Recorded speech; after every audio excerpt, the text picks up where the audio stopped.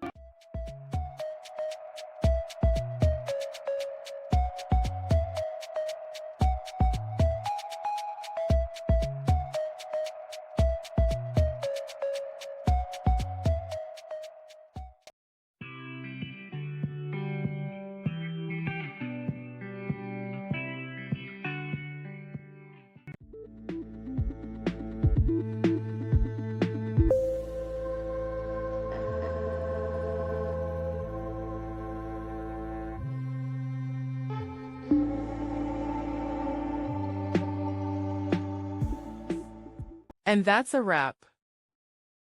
I hope you found the answer you were looking for. If you did, take a second to hit that subscribe button. It really helps out. And let me know in the comments which solution worked best for you. See you next time in the debug zone.